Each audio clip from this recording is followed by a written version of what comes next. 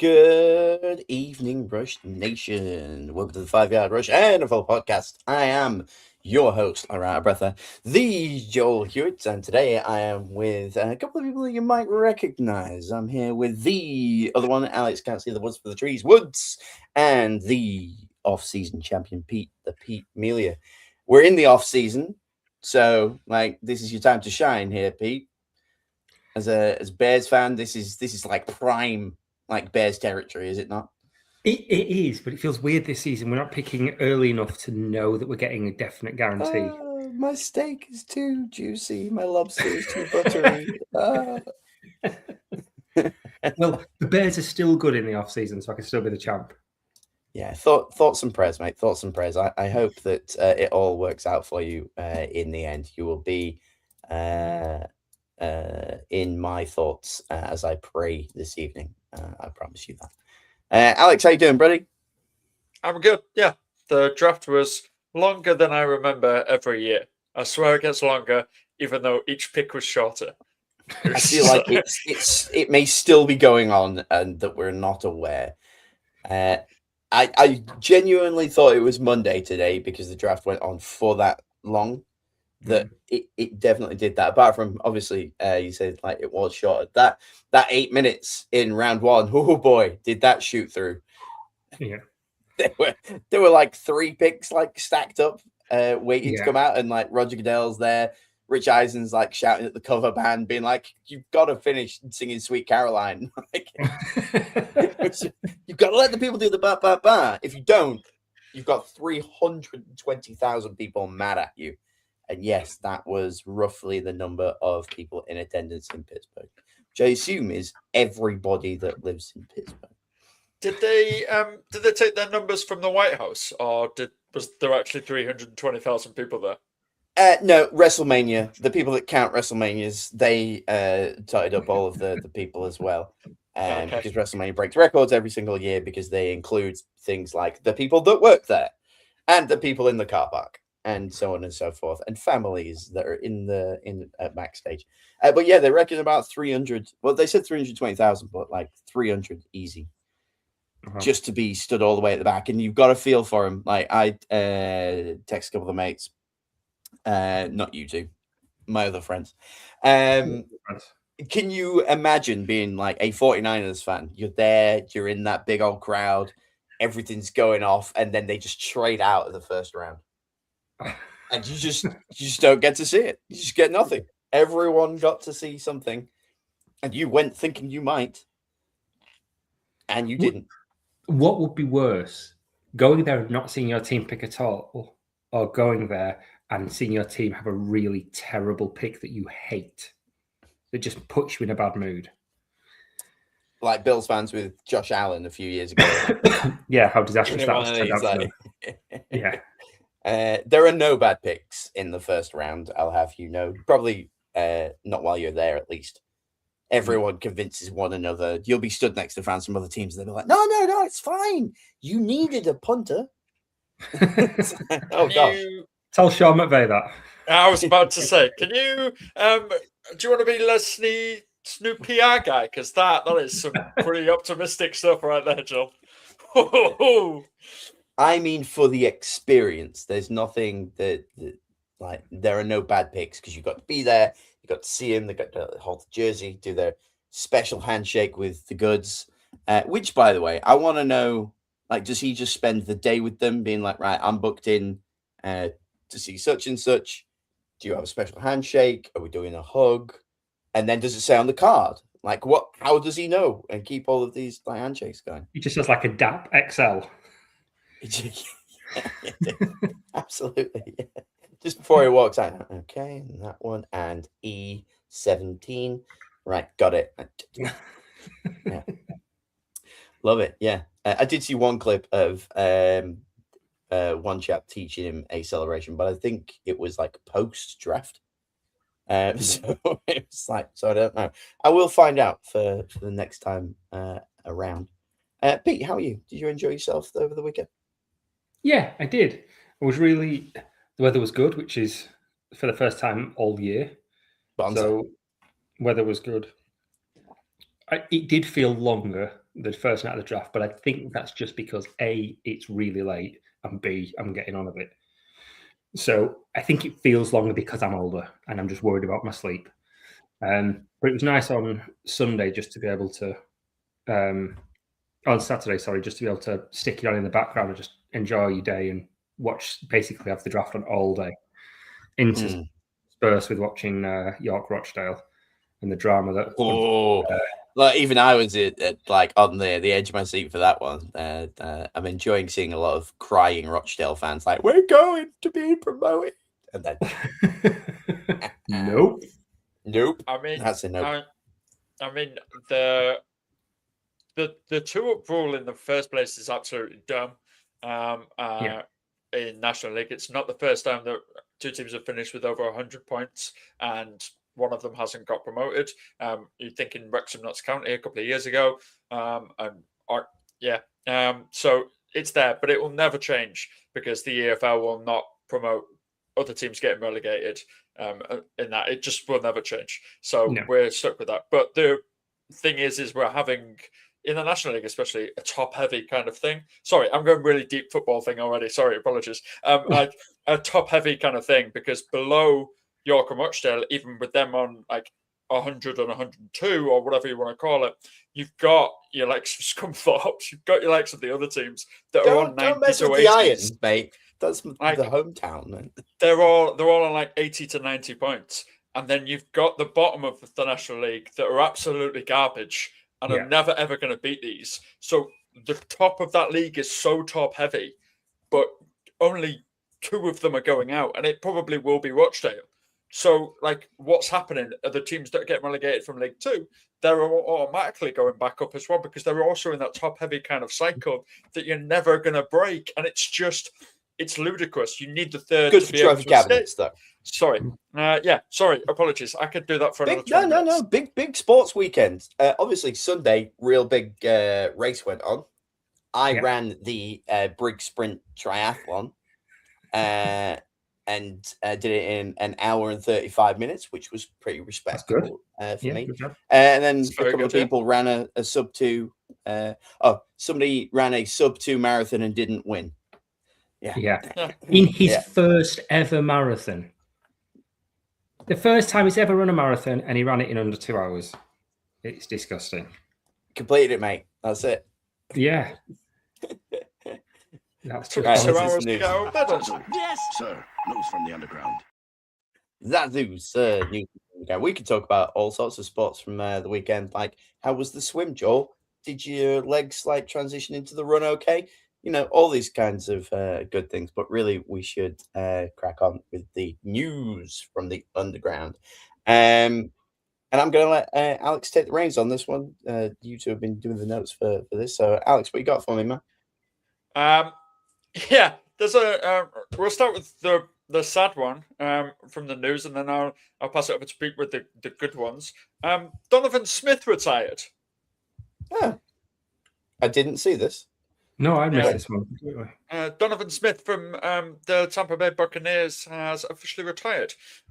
Age 32, 2-time Super Bowl winner, 8 years in Tampa. Yeah, he's retired. He had a good innings, didn't he? He did. Good innings. Yeah, that's not too bad. Looks good for my what did Paul Heyman say? It's not a prediction, it's a spoiler that the Saints are going to win the NFC South. So let's just keep shooing people out of there. That'd be great. It's fine because they drafted his replacement, and his replacement's like twice the size of him, and he's an absolute monster. Thanks, Alex. That's great. Yeah, you're right. This is sad news.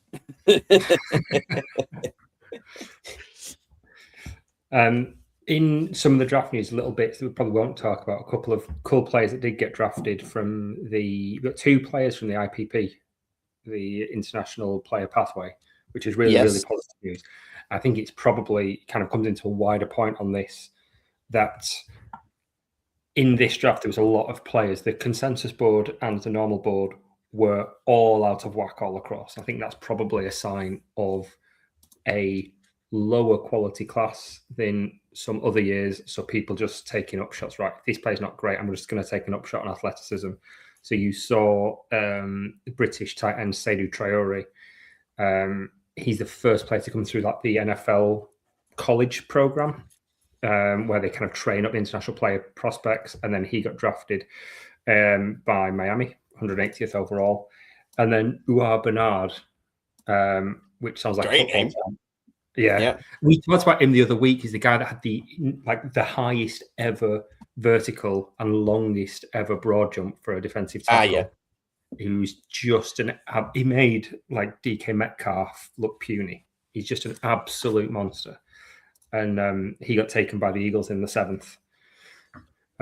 So yeah, that's fantastic news for them. Never really played football. Quite exciting. Yeah, never played football. He's just a massive man. Yes, the Eagles have got a history of that though. Jordan Mailata's the great one, and he's obviously a stellar player within their unit. So good for them. He's going to be an absolute freak of nature.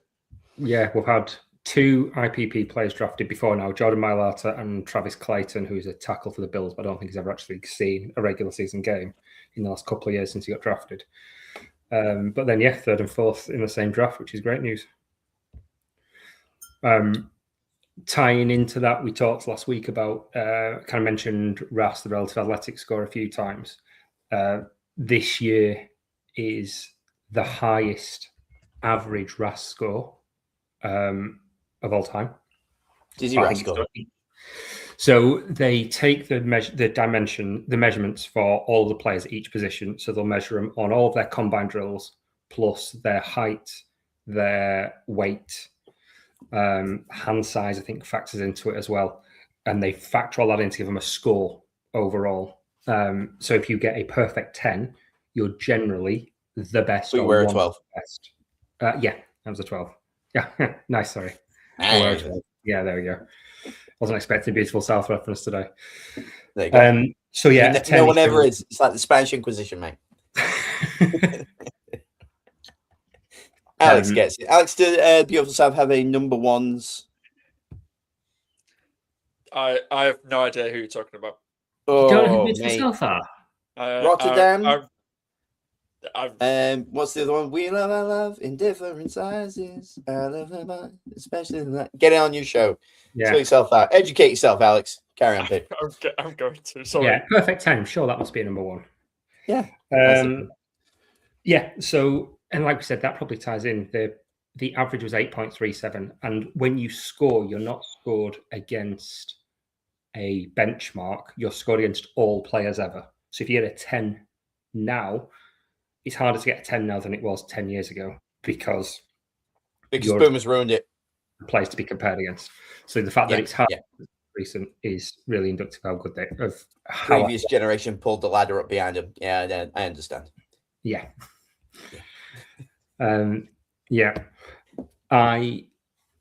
So that was a bit of interesting draft things. I think we probably need to talk about Diego as well. Diego Pavia. Let me. You can start talking about him, but I've got a graphic here. Boom. About less than an hour ago, good old Diego Pavia. Is that how you say it, Pavia? There he is, all 5'9" of fury. Signed with the Ravens on a 3-year deal. Kind of looks like a young Nathan Fillion. Oh, I see it. Yeah. I like any sports person that doesn't give a damn about their haircut. So, like, clearly, your man here doesn't care. So, like, credit to him. There's a lot that Diego Pavia doesn't care about. Such as Heisman voters, himself, his draft stock, and, like, showing actually how to operate as a professional athlete. Because he's Johnny Manziel 2.0. Yeah, for a Heisman finalist to not get drafted is wild. But the 2 reasons for it are 1, he is small from a gimmick offense, 2 from a gimmick offense, and 3, bit of a bell end. Yeah, that's quite a major factor, actually, I find. Yeah. Not the height. No one cares about that, really. But if you are a bell end, you ain't getting no place. Is he the one that had his like little draft party and the picture was all of the hats still there? I genuinely felt a bit of in my chest. I was like, oh, that's a tough one. Then I found out who it was and a little bit more about him, and I cared a little bit less.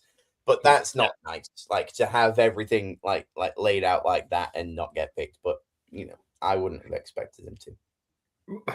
But I think he saw what happened with Shedeur last year, and he still went out and was just supremely arrogant through the process, is what the reports say. Obviously, I wasn't in the room, but he didn't get an agent because he didn't want them taking a cut of his money. Mm-hmm. He went into interviews when he was asked, how are you going to cope with coming in as a backup? How are you going to manage that transition from being a starter? He said, I'm not coming in to be backup anyway, I'm coming in to start. It's like, know your lane. And if somebody tells you that, that's what they're that's a leading question. I don't know what team said it to him, but if it was Arizona, he might have had a shot. If it was Kansas, probably less so. Yeah. I have a question, because everyone's going to be saying the same thing. We're lucky enough to be one of the few that have kind of gone live around about when the news is broke. The Ravens have signed him. He's an arsehole. That's not the point. What on earth are they going to actually do with him? Are we seeing him going out, being a bit Taysom Hilly? Is that their thoughts? Is he going to run him back, receiver, just maybe chuck a ball? So in his college team, as Pete said, it was a lot of gimmick offenses. It was a lot of fakes where it was there, QB sneaks, QB draws, QB runs. There was a lot of stuff like that where you had two tight ends go across and everyone thought, oh, it's going to be one of the tight ends, and all the offensive line pushes up. The running backs do all sorts of maneuvers, and there's just Pavia with the ball running and using his athleticism and speed at 5'10" and getting into the end zone. There was a lot of that red zone kind of threat that was there. 5'9". I don't. Sorry, 5'9". But the Ravens already have players that do that. His name is Derrick Henry. He's very good at doing that. I've heard of him. Yeah.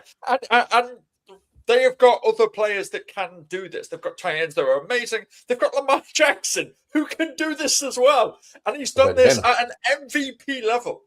I'd be surprised if he makes the team. Yeah, well, he's signed a 3-year contract. Yeah, he signed. So this isn't just a small. They could cut him, I guess. Yeah, but I just don't think you sign a 3-year contract for an undrafted free agent. There doesn't seem to be a lot of hype around. If you're not planning to probably keep him around on practice squad, and I think that's all he is. He's a third QB for the practice squad. See if you can develop. His athleticism won't translate. His athleticism scores are really, really low. He's not particularly fast. He's not particularly agile. He has run, but you're going to be less exposed in college than you are at the pro level. I don't see a way that this works. Yeah. He's smaller than Kyler. I think it goes out onto the practice field. I think in mandatory camps, it goes out. You see how it can work, whether being the opposite guy to Lamar, whether being the basic Lamar when Lamar's not there, and seeing how the new guys can gel around the Lamar offense. And then when they go, oh, this isn't working, they will cut him. I don't think he makes it to preseason. I really don't. No. It's nice to have a new Shedeur to talk about. That's what I appreciate here. But moving on. I follow the Cleveland Browns on TikTok, like I'm sure many people do. 4s or 5s of people's. And without any context, I had the same reaction as somebody behind a window when it said that they signed Justin Jefferson. They got me for a second there. And then I found out who it actually was. But yeah, credit to him. He's going to sell some jerseys. Yeah, it was a really good bit. Obviously, it was the 149th pick that they signed linebacker Justin Jefferson from Alabama. It was the person's reaction behind him that really did. It was glasses off, be still my heart, I think. It was so good. It was, and whenever, because he said, "Oh, we signed Justin Jefferson," and then his face is like, and then it's from Alabama. Yeah. Who's so disappointed? Both great and terrible for Justin Jefferson of Alabama fame, soon to be Cleveland Brown fame. The one everyone's talking about, I mean, we'd be remiss without talking about Makai Lemon, the phone call, the leapfrog. I don't think we've got a proper like title for what happened, but it was good, wasn't it? Oh, it was brilliant. It was good. Fantastic. Do you want to tell the story of what it was in case anybody has missed it? Yeah, so I'm going to do my best to try and explain this. In this scenario, the charges don't matter. Take from that what you will.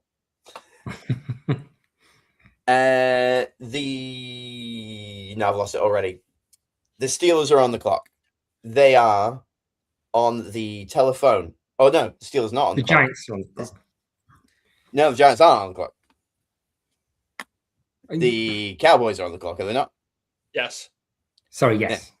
Yeah. Yes. Cowboys are on the clock. The Steelers are on the phone to your man, Makai Lemon, saying, hey, great news. We're picking next. You're our guy.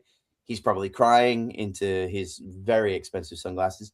And at the same time, in like a cool, really twiddly mustache, tie a dame to a train track move, the Eagles somehow made a deal with their division rivals to jump ahead of the Steelers while the Steelers were on the phone and drafted him from under their nose, which I thought was great. And I believe the Steelers are kicking up a fuss about tampering or some kind of thing, but yeah, who knows? It's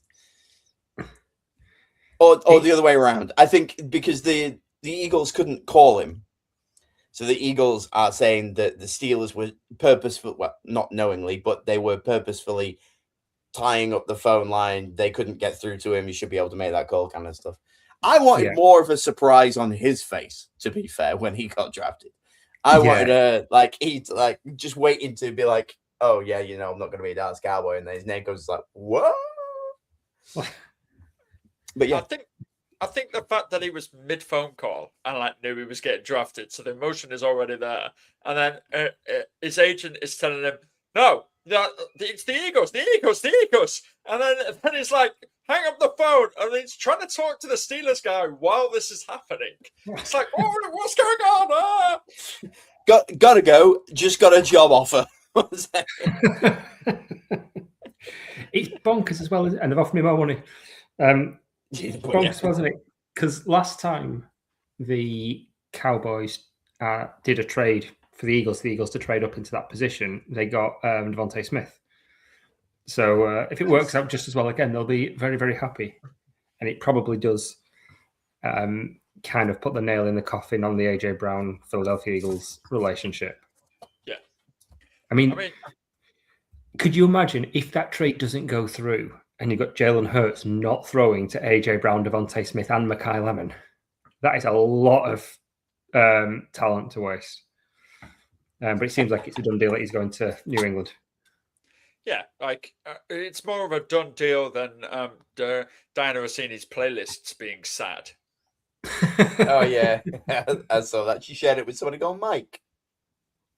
It's just we'll get to the Patriots later. I think possibly. I don't know. They just need to go away and be quiet for a bit because they're really annoying everybody. This doesn't really matter. No one cares about Mike Vrabel at this moment. Well, I think Diana's husband does. Well, yeah. Particularly as their kid is called Mike. Yeah. Yep. So that one's going to be there, but there was rumors over the draft weekend that Sean McVay might have been involved in this as well. Incredible. Then when Rossini's there, and obviously Vrabel left the third day of the draft, didn't he? Yeah, to go to counselling. But then did you not see Schrager's tweet? Pete Schrager, the NFL insider, then tweeted that, oh no, even though Vrabel's at counselling and away with his family, he's in constant communication with the draft room, and he's in constant communication with the team. Then 2 hours later, that's gone, and Traeger's having to do a full retraction on Twitter, and I've been like, no, like it's sorry about that report, and it was never the truth. Vrabel is committed to his family over football and everything like that. So somebody has immediately gone on to Pete Traeger and gone, shut up, no, stop it. This is not good enough. Yeah, it's Vrabel in the column just going. Yeah, just very, very red face. But great news for Vrabel's wife. I think she got a hoodie from the airport, which is one of the pictures that I saw of Mike Vrabel. It's a, what do you get for a sorry for cheating on you for 6 years? Airport hoodie. Sorry. So that's cool. On to much more fun news. A man from Kentucky lives after coup failed field goal. I'm going to need some explanation here. So, a man in Kentucky laughed so hard at the botched Younghoe Koo field goal last season. Obviously, if you remember it, the Giants field goal kicker tripped up over the field goal as he tried to place his leg and completely failed it. And it was absolutely hilarious. But it triggered a seizure in him. So he had a seizure after he was laughing in public at this. And he went to hospital. The doctors discovered a tennis ball sized tumor in his head. Whoa. Which has now since been operated, and the dude's alive and absolutely living his best life now. So Younghoe Koo did something right by doing something terribly bad. It's a really heartwarming story. Absolutely love that. That's amazing. That's a butterfly of like stuff right there, isn't it? A tumor so big that even Koo couldn't miss it. Hey! There he is. Oh, that's nice. One of these lines here just says some actual free agents still available. Yeah, probably. Is that news? Yeah. So they're good names. Yeah, the draft obviously happened, and everyone's like, "Oh my god, these players are amazing! These are really game changers! This is that." No, there's a list of actual game changers still available. And June the 1st is the date that we should all be circling here, because as soon as June the 1st happens, everyone's going to be gone. So the players include Juwan Jennings, Tyreek Hill, Stephon Diggs, Keenan Allen, DJ Reader, Tyler Decker, David Njoku, Kevin Zeitler, Bobby Okereke, Bobby Wagner, Matt Milano, Joey Bosa, Cameron Jordan, Hassan Reddick, L'Jarius Sneed, and Daniel Carson, the kicker. So, all of those players, immediate game changers to the right team. This one's on me. I assumed that meant undrafted free agents still available off the back of the draft. Apologies. That's why I was surprised that this made news. Also, I was pretty certain that Juwan Jennings was sorted out. Was he not? He's visiting with the Vikings. He's not signed yet, but he's visiting with the Vikings. Now that Addison, Jefferson, and Jennings is new law firm receiver room, and Jalen Naylor as well. All the J's. Jalen, Justin, Jordan, and Juwan. Yeah. Well, they had it before, didn't they? What was it? Rodgers. Was it Rodgers, Randall, and Cobb? Was the law firm sounding like combination? I'm feeling it again in what Jefferson Jennings and it's Addison, isn't it? Jefferson Jennings, Addison. Yeah, well, we'll work it out. We'll get some t-shirts, man. Well, yeah, that's quite a lot going on, and yeah, we've got 4 weeks of messing around here, and then that's when the second free agency starts in a sense, doesn't it? Because I'm fascinated by Njoku there. I think he's the one that really stands out as could make a huge difference as a tight end league. Kind of, we're seeing more tight ends, and he's really, really good. When he's healthy. When he's healthy, yeah. I think he'll make a big difference to a team. The rumors are that last week he was visiting with the Ravens. Oh, that's nice. Not for Browns fans. For Browns fans, it sucks. But it's the Cleveland Browns, and as long as they continue to prop up a horrible human being and give him the best job in all of sports, they can suck it. Oh, and he's probably going to start, isn't he? Deshaun Watson. He's the first 2 reps in OTAs. Yeah. Boo you, sir. Boo you. Which is why this will be the only time that we say They did have a good draft, but we're not going to acknowledge it on this podcast because they're horrible. Yeah, they've got so many good receivers again for him to miss that it's I don't want to prop it up. Yeah, boo Cleveland Browns, boo. Make bad choices, man. And then the last news story is Falcons signing Avian Terrell. So this, I don't know if you saw, this was a really, really nice story. When I say signing, they drafted Avian Terrell. And his brother, AJ Terrell, also plays for the Falcons. So they were there in the room. So he got drafted the same team as his brother, which I thought was really, really nice. A bit like when it happened with the Seahawks. Yeah. Yeah, a few years ago. I just thought that was a really, really nice story. I really appreciated that. Very emotional in the room when it happened. That one was the Seahawks one was a little different as well, wasn't it? Because didn't one of them only have half an arm? Yes. Yeah. Yes, I remember him. He was pretty cool. Yeah. I can't remember the complete his name. So. No, their names have gone, but I can remember both of them because his brother only played like 2 years and then retired because Shaq Griffin. That was it. His brother only played like 2 years, but the other one, not Shaq, the other brother played a lot longer, didn't he? They played like 4 or 5 years longer. Yeah. Before we go on to the topic of the week, I think I would just like to have a look at how we did as drafters. Obviously, we had the one and only Big Board Draft Spectacular annual Draft Spectacular, and once upon a time, the NFL.com used to be able to do it where you would make your choices. You get 5 points to be bang on, 3 points if you were either side of the pick number. At 1 point if they were drafted in that first round. So I've taken our results, that scoring, and I've also added a bonus point if we picked a player for the right team but was taken elsewhere. Either they traded down, still got their guy, or they took him like somewhere else than what we thought. And some of the results, we got 51 points out of a potential 160 odd. Which would have to be the perfect draft. That's never going to happen. But this is pretty damn good. We had 3 bang on, 6 within 1 either side, 17 elsewhere in the first round, 1 team bonus, which means we picked him up for the right team, just in the wrong spot. 6 misses, but we took 26 of the 32 players drafted in our mock draft from there. And a couple of little breakdowns from there. The 3 players that are bang on, Mendoza, Bailey, is it Ione?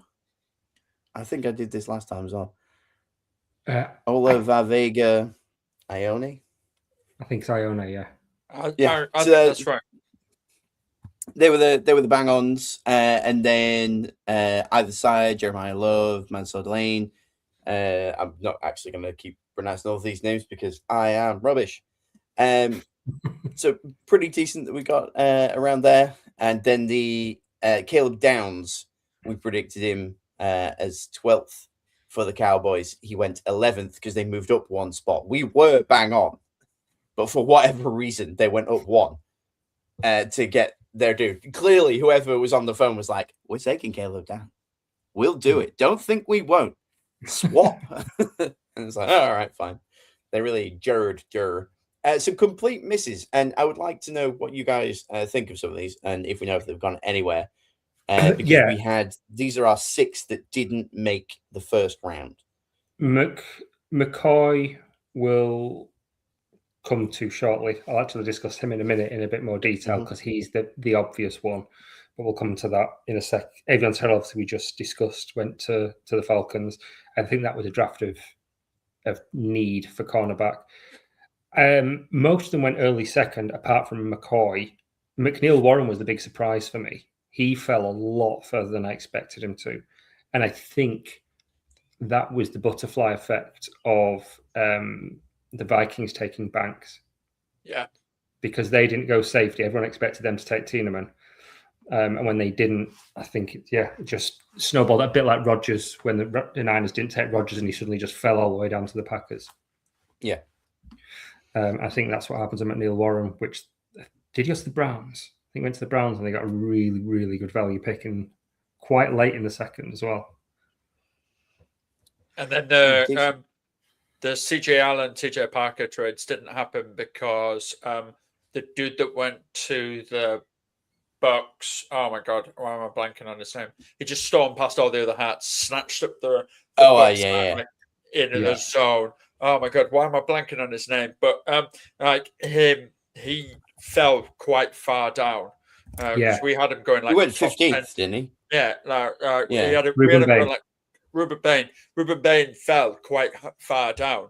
So a lot of the other edges and the other defensive tackles that were going to be taken in there were like all also knocked down, which meant players like Kendall Falk and other players like that also suffered their drops. And we were like, yeah, Kendall Falk would be great as well. But obviously he dropped down as well. So yeah, there was a lot of like knock-on effects, as Pete said.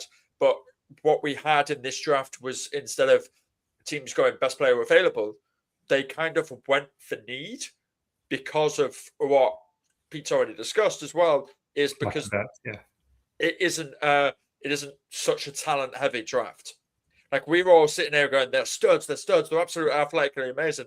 And they are, but talent wise, if you put this class into last year's class and combine them, you would be lucky if you had 14 players that went in this first round. Yeah. That's interesting. And a couple on our watch. Your man who's the rest of his name I can't remember, but his first name is just the letter R. I believe he got drafted. Was it Mason? He went to the Chiefs. Mason went to the Chiefs. And also going to the Chiefs was our man Peter Woods. Yes. The mashup of you two. I was gutted to see that he went there because we were on Woods Watch. And when they were playing, the Leo in the chair, like, snap his fingers pointing at the TV.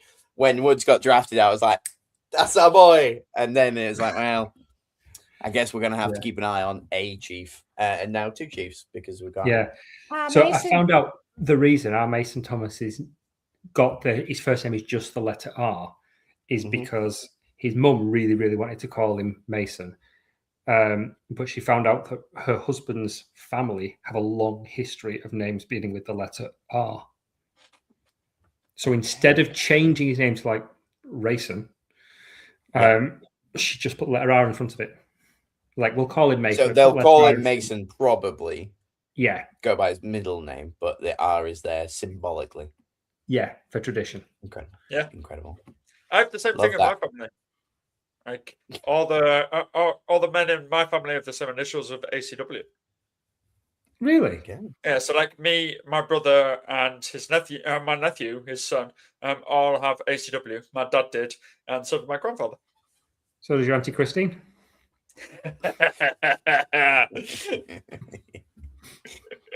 Good effort. Love that.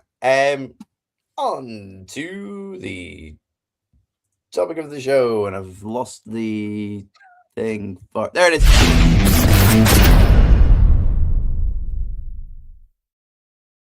Smooth. Absolutely nobody noticed that. The buttery professional establishment here at 5 Yard Rush, the some say flagship show. Just saying. We are still smoother than the flagship show. Pretty have the transitions we have. So, like, that's one thing. We've got better lighting, young talent up and coming in the Rush Nation. That's what counts. Alex is the young talent. Pete and I are not. But yeah, like topic of the show. We are doing the after draft aftermath. I was going to call it after mathematics, but then I realized that I hadn't actually put the word draft in there, so it didn't really count. Because it's like a Dr. Dre line from, I think, Guilty Conscience.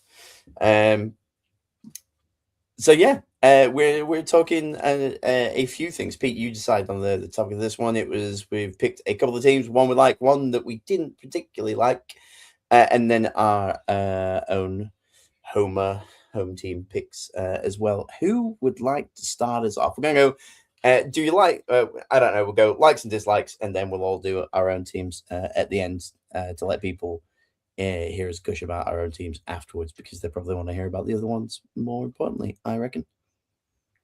Go on, Pete. You come up with it. I'm putting you in the spotlight. Let's go with the Raiders first.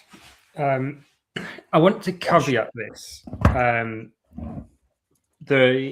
When we say we like or dislike, I'm going to try not to refer too much to big boards and to reaches, because I think this entire class has been a little bit off.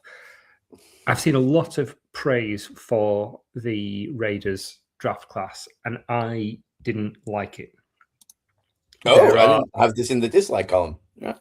Yeah. There are some things that I did like, but in terms of players, they've got some good players there. And I think it's important to caveat this with, I think it was Harry Roseman said, if I come out of a draft and I've addressed all of my needs, I've probably had a bad draft, because you've gone after, you're trying to fill holes rather than going best player available. So I can understand the logic behind it. And they've got some good players. I think Fernando Mendoza is going to be great. I think he's going to be kind of Burrow, Justin Herbert tier. He'll probably stay upright more than Burrow. I think he's going to be really, really good. Is he going to? Sorry to interrupt you. Is he going to sit the entire year? Because there were rumors today that he will sit the entire year because they've got adequate quarterback play in Kirk Cousins. So, like, when their head coach was asked, "Oh, like, is he going to sit? Is he going to start?" Yeah, we're gonna let him naturally develop, and Kirk's gonna play, and we're like, he's our starter at the moment. And I'm like, why did you draft him then? Why are you drafting him if you're not playing him? Well, I think he's definitely going to start, because saying adequate quarterback play and Kirk Cousins in 2026, they're not synonymous. Like, I've been a Kirk Cousins fan for a long time, but he is not the player he was anymore. I think he'll start, and I think he might last a month, and then it'll go to Mendoza. Just give Mendoza a bit more time to pick up Kubiak's system. But I think he's going to be good. I like Stooks at safety. I personally prefer Neil Warren at that position. When I did my mock draft, we talked about it last week, I had Kieran Crawford going to the Raiders and German McCoy. So this is the interesting one. He is a top 10 draft pick talent, but he's also might never play a snap of football, which is why he fell to the 4th. So that could be a burned pick. And they know this going into it. This isn't a surprise. Everybody knew this. It could be a complete burned pick. If he has this check over summer and he never plays, that's what it is. But if he's fine, oh boy, have they got value there. A huge, huge value there. There is still a time limit on it, though, isn't there? Because even if he is fine, he probably will only last 4 or 5 seasons.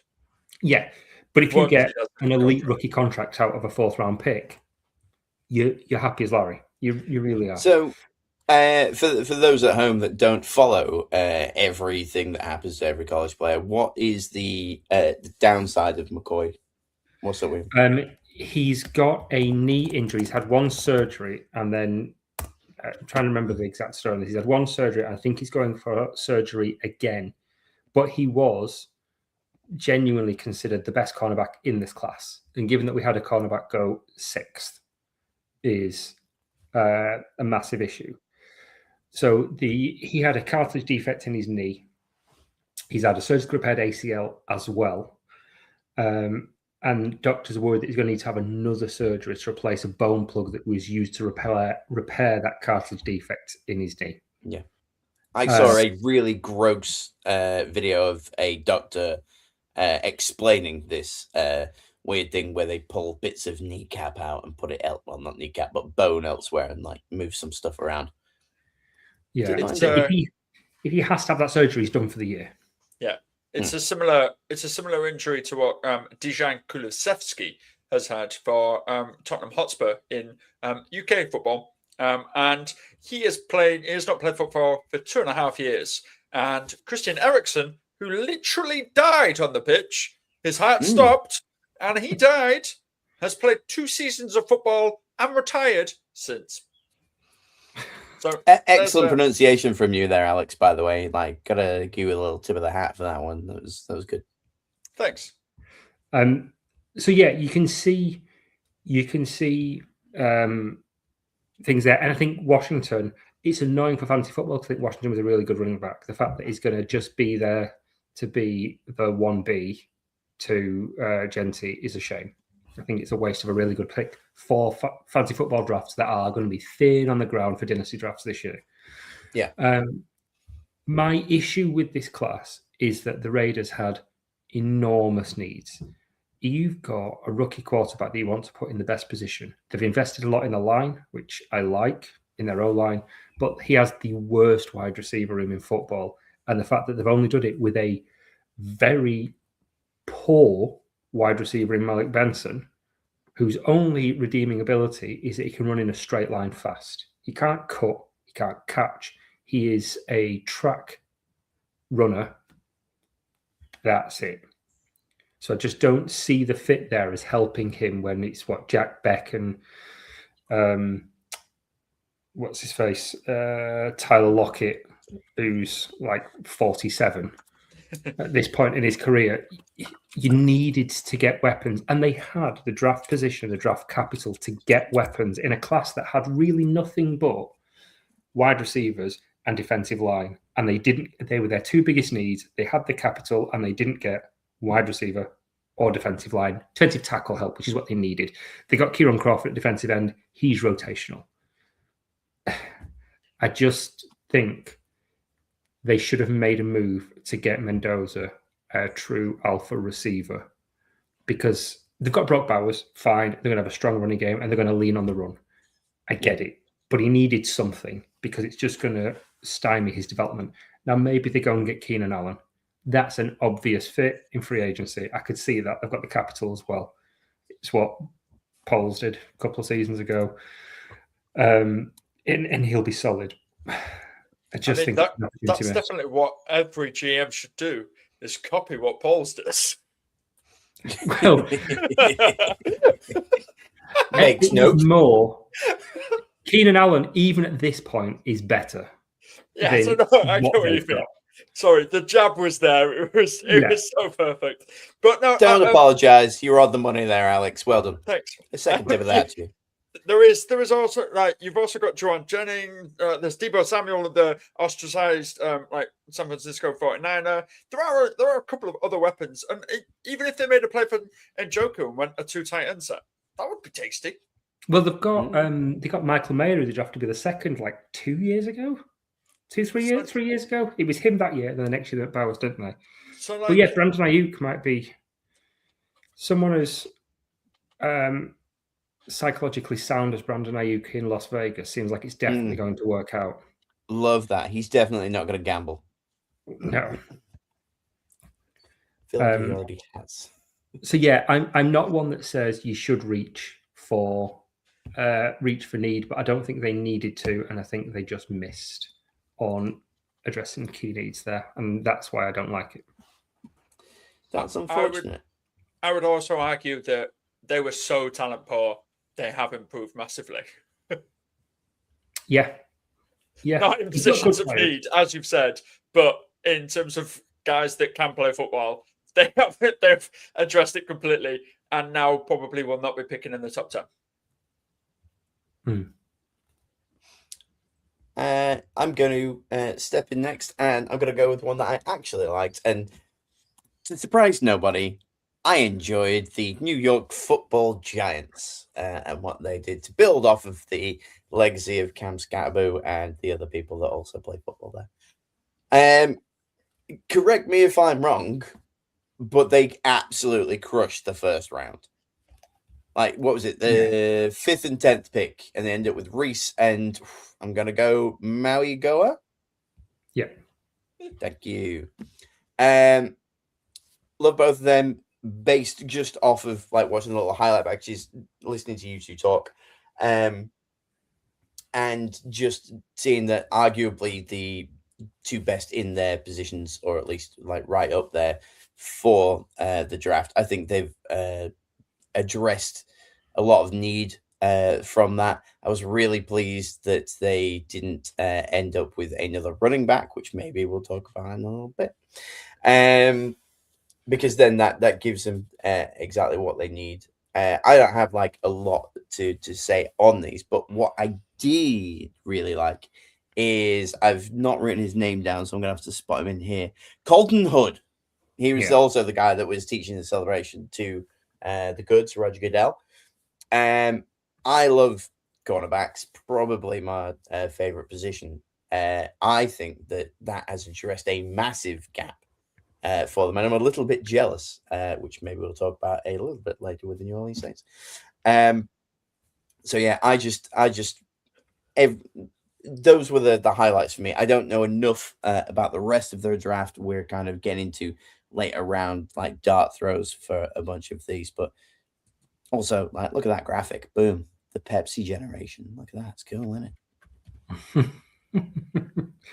It is. I think they have got the Reese falling to 5 was ludicrous. I genuinely can't believe that happened. He's just an absolute stud. I mean, that was such a no-brainer pick. You almost don't get credit for picking him there because you wouldn't. They must have just put that card in so fast they got whiplash. They're on auto draft at this point, and they were just, oh yeah, clearly we'll just leave that one running. Yeah. I was really impressed with them. I think they've made good moves all the way through the off season, and a lot of players there that are really going to suit Harbaugh. Yeah, and his little face lit up every time it like cut to him like making picks and things. He was clearly in the conversation, pretty happy with it, unlike a particular, like, should we say, LA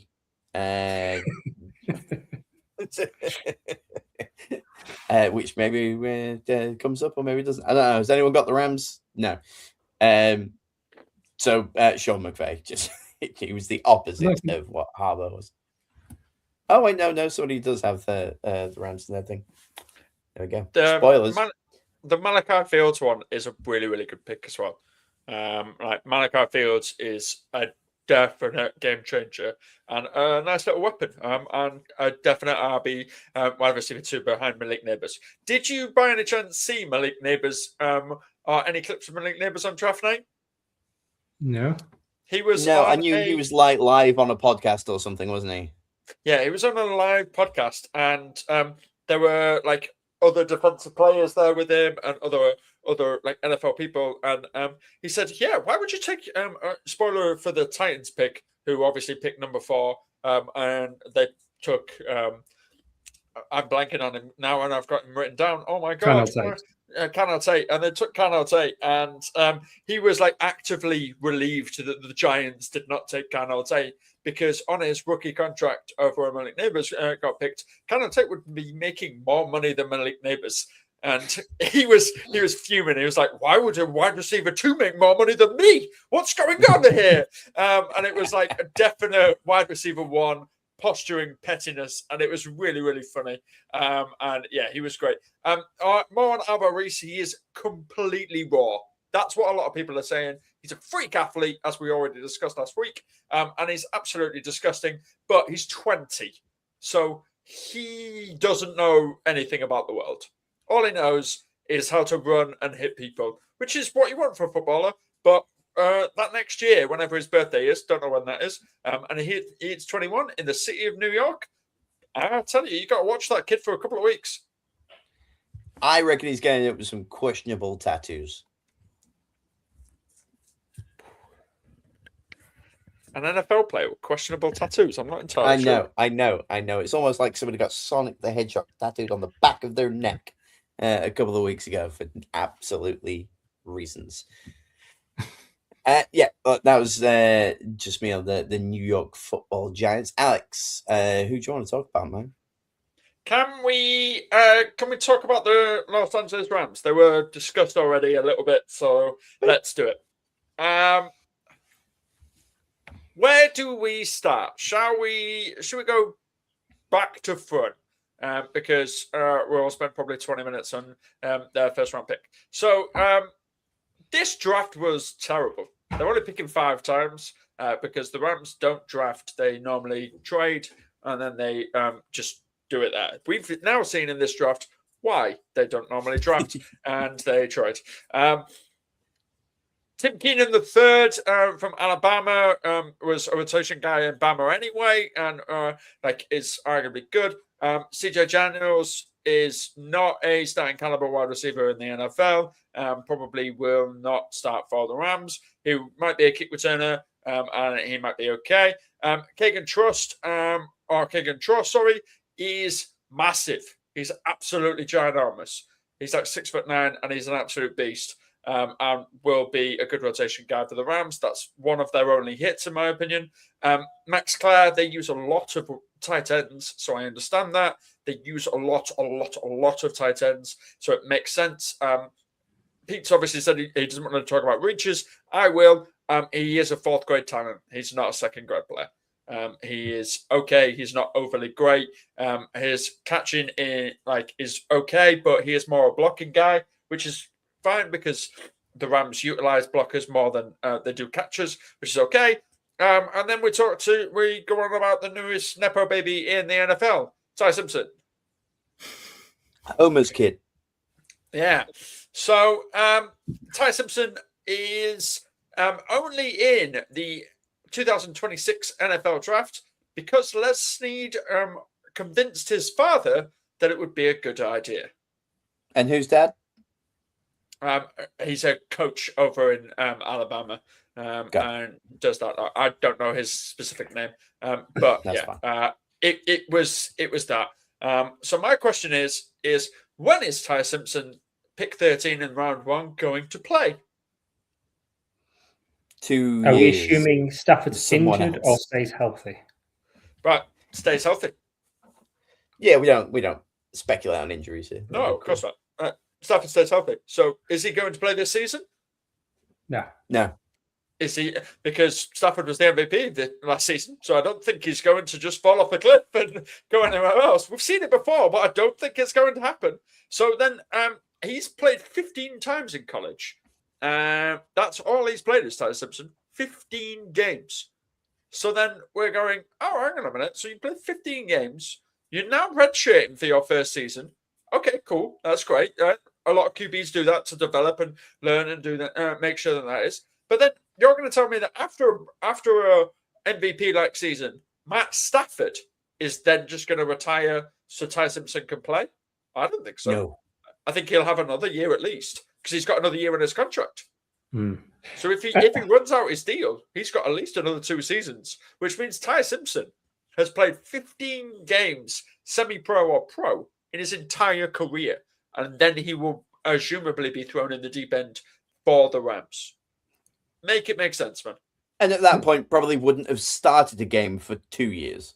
That's the point as well, yeah. Yeah. The bit that really confuses me is that in the entire tenure of Snead McVay and their relationship, you said they don't make picks. Everything has always been win now.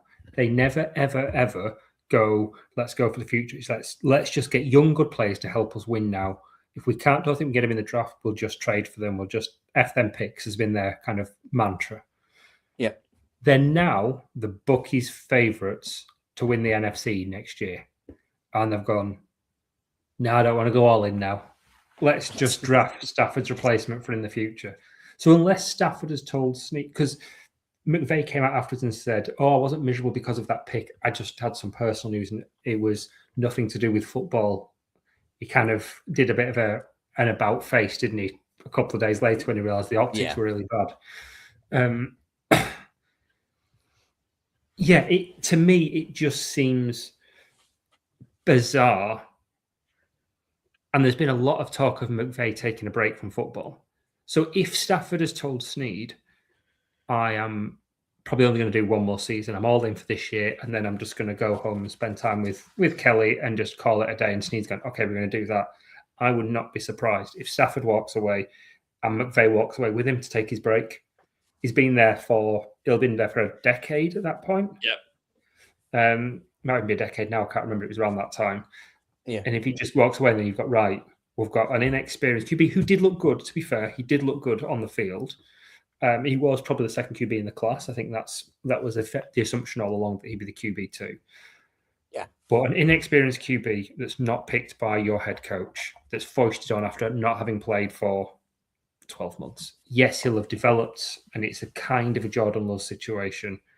But nobody was happy with that for the Packers either, because we had opportunity. The Steelers or the Cardinals coming back into the end of round one to nab Ty Simpson, just get the 5th-year option as the thing. When he went 13th, I gasped audibly, and that doesn't happen often at stuff. It was a proper like when all I'd been doing for 3 days is listening to people say, well, clearly the Rams need a receiver. And then they just don't. Yeah. We're in a position to get these really talented receivers. There's a good group. They could have got Mekhi Lemon. Would have just been perfect fit there. And they could have scored 70 points this season, every single game, and it wouldn't have mattered. Yep. The situation that baffles me that is this craziness, and it goes on to what you said about the F them picks, go away, like we'll just trade for everything. Name me a veteran QB that wouldn't want to work with McVay. Name me.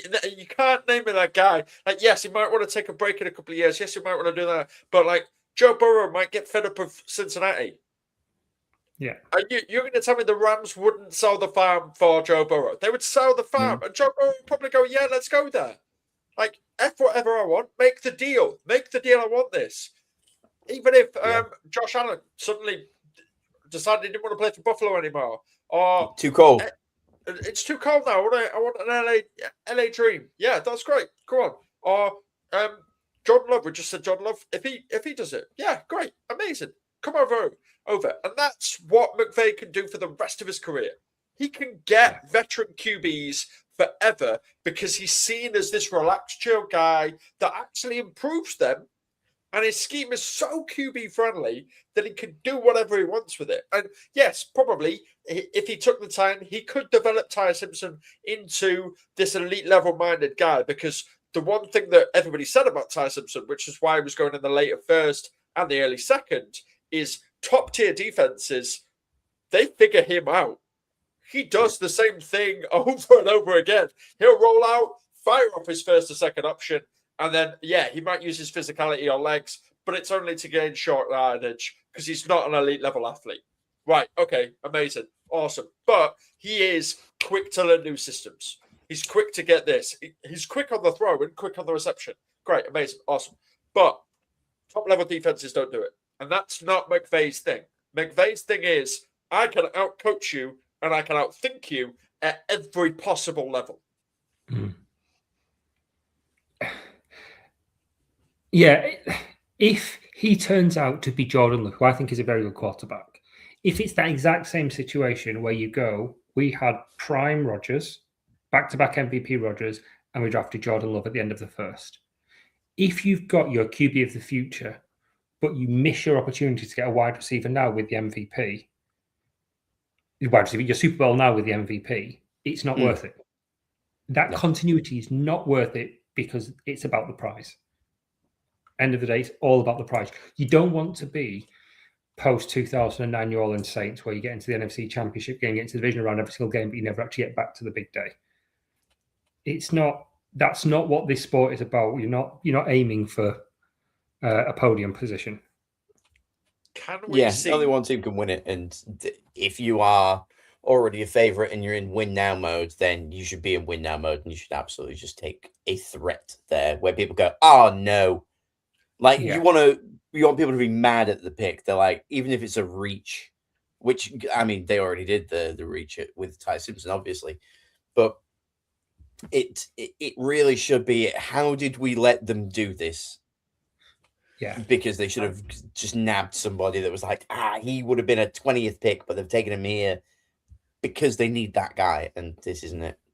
The player that is the player we drafted to go to them. It's Mekhi Lemon. Yeah, that's the guy that we're all like, how did the Eagles get him? They've traded up for him. How is he still there? What? Good, well done, the Eagles. But he shouldn't have been there because the Rams should have taken him. But they didn't. They wasted their pick on this Nepo baby.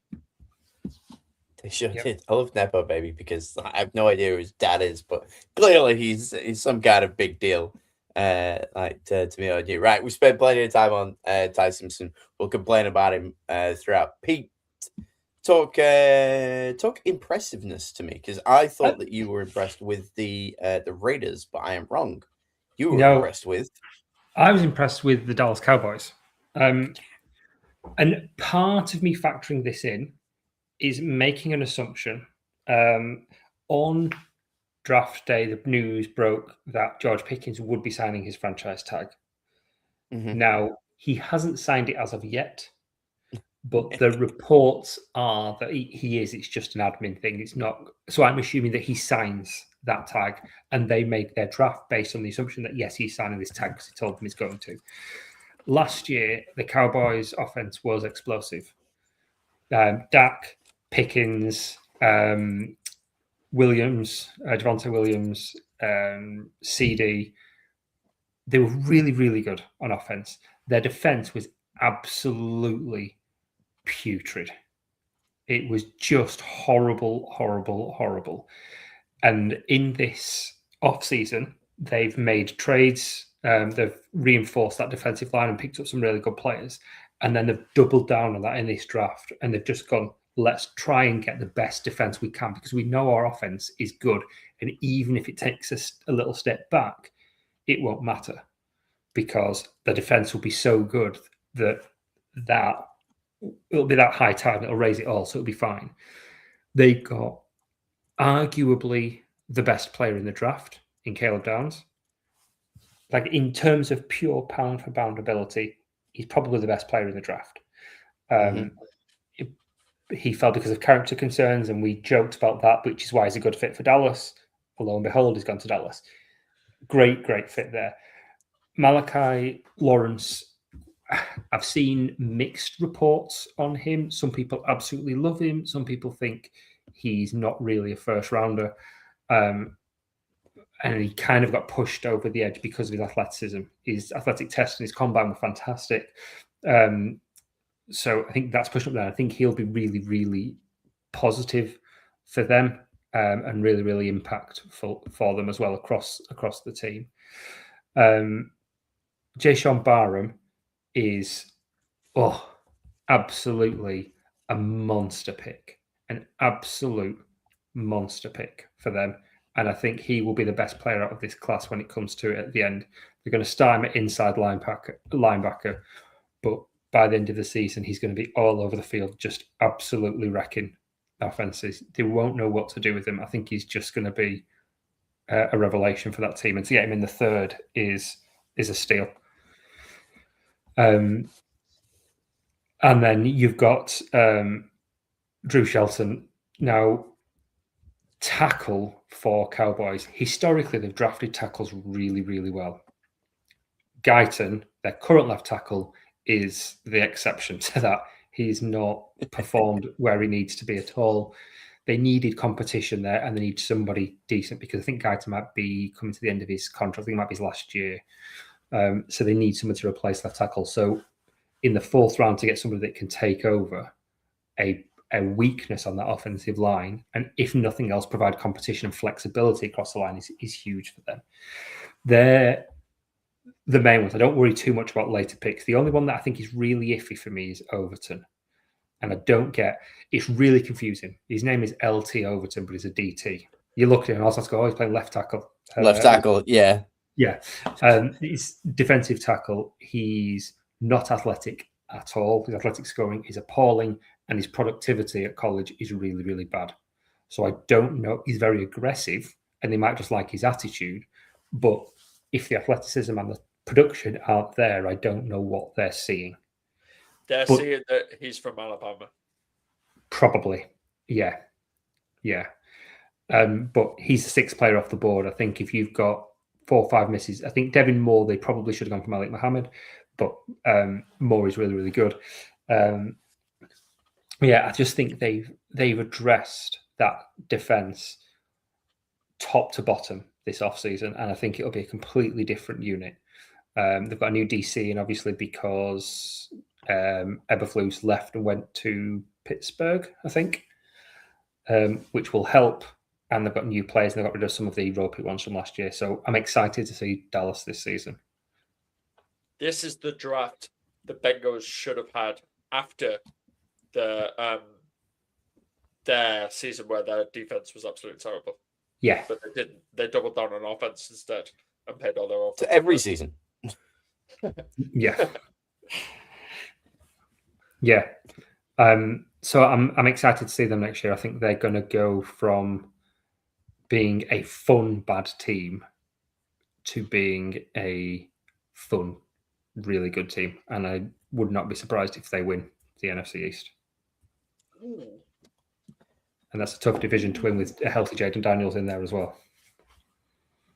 Yeah, and you heard me talking about the Giants, mate. I think it's going to be tough, man. I think it's good that they could cancel each other out is the problem. They could all be that good that it's kind of the opposite of the NFC South where the 3 teams were 8 and 9.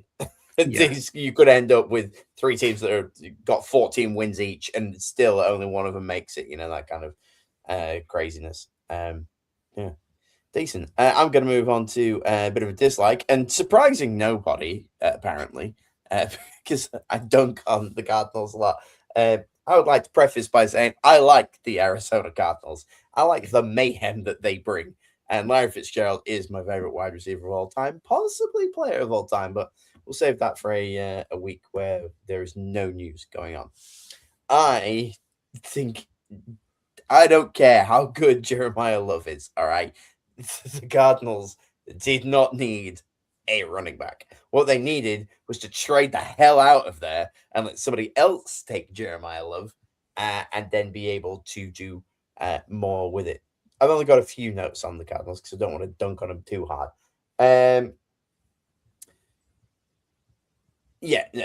Trade out of that spot. Needs not met. They need an edge rusher and a right tackle. They got neither. Congratulations, Arizona. That seems like a weird move. And my other note is, who the F is Carson Beck? He was in Ice Age, wasn't he? Yes, he was. Just think, look, I know like Arizona aren't in win now situation, but the Love thing is the special thing. I said last week Arizona were going to do something dumb, and I count them taking Love as the dumb move. It's like, great, you've taken this poor guy, you're going to have him for a couple of years, 3 years, 4, 5 years, whatever it might be, and you're going to Saquon him away to somewhere else. He's going to win the Super Bowl somewhere. Meanwhile, you've squandered his early years with a team that really could do with things other than running back. Yeah, fine, they could do with one, and Jeremiah Love may be a generational talent, but good God, I just don't think that's the move for them. I know you two were high on him as a player. Does anyone think that was the right move for the Cardinals to do? No, thank you. Vindication. He has more guaranteed money than any running back in history. He's the most expensive running back ever. Crikey. And he's never played a snap. It's bonkers. It's absolutely wild to be doing that. Yes, he's good. Yes, he's a playmaker. Yes, he will help all of the field and be really, really good for them. They have I think PFF has them going to about the 23rd or 24th ranked O-line going into next year. They don't have a quarterback. So you've got a really expensive running back in probably a down year. The offense actually as a whole is really exciting because you've got Jeremiah Love, you've got Trey McBride, you've got Marvin Harrison Jr. hopefully making a step. But what's the point? Tyrod Taylor at QB? Say again. Is it Tyrod? Who's at QB for the Cardinals? Jake Brisket. Oh, right. Yeah, okay. I knew it was some backup. By the way, you're not going anywhere, so what's the point? Yeah, Jake Brisket last year went 1-11 as Cardinals starting QB, by the way. Yeah. What a one that must have been. Well, I mean, he broke the franchise record in that one. There you go. There you go. Keep him on for another. So like he broke the franchise passing record last season in that one. But yeah, no, they suck. Yeah. Yes. I get the logic of just get good players, and Jeremiah Love, they might have had as the best player on the board at the time because he's an incredibly talented running back, but he's not helping them further down the line more than Reese is. It's like you say, or just trade back with the Rams and get 2 first-rounders, and then just pick a couple of good players. So that was something that was obviously looked at across the day, was that, is anyone going to pick it up? Is anyone going to pick it up? It was them and someone that we'll be coming to discuss in a second. The Titans were also the other ones that wanted to trade back. No one wanted it. No one was touching the 3rd and 4th pick. So they had to pick. Did they have to pick Jeremiah Love? No. Arguably, Carnell Tate makes more sense. Yes. Arguably, Arno Reese makes more sense. Arguably, even Caleb Downs makes more sense. Yeah. There'll be... What's the thing? Value above replacement or something like that. Yeah.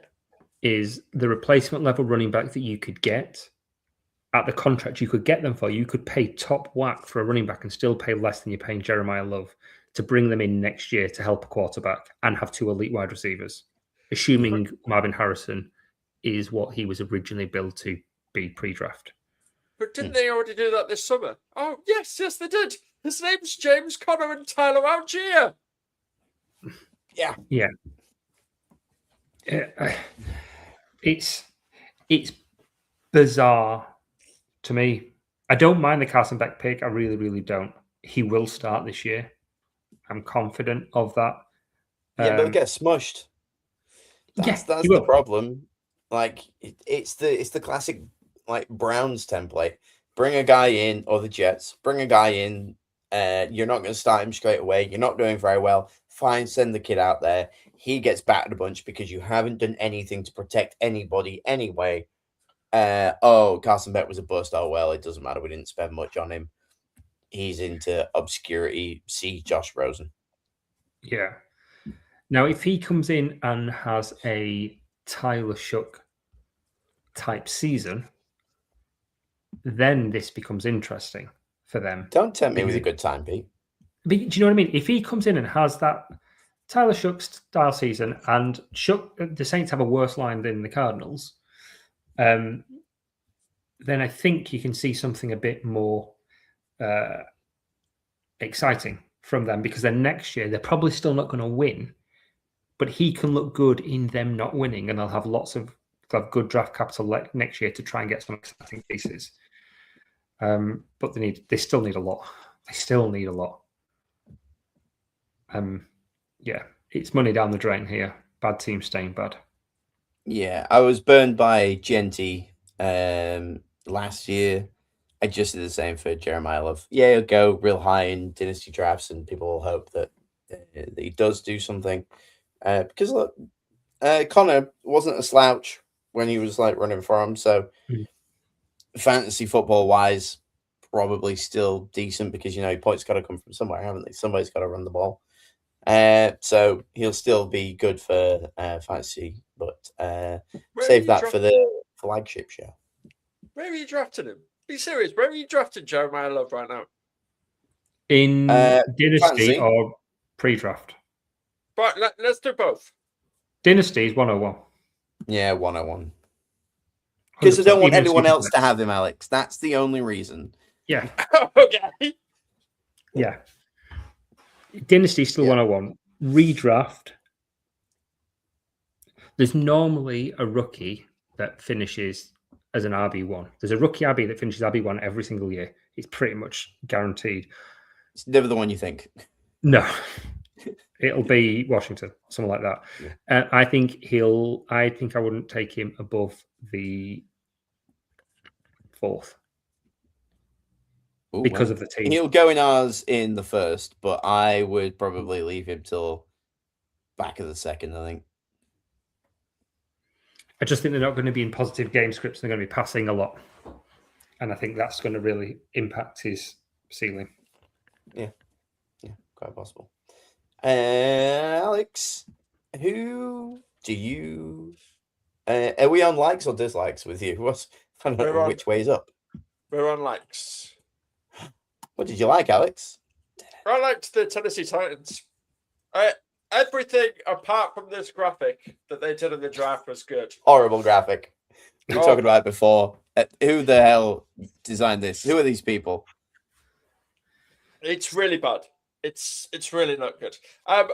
Even though I really kind of don't trust their coaching staff because it's Robert Saleh, Brian Daboll. I don't trust their coaching staff.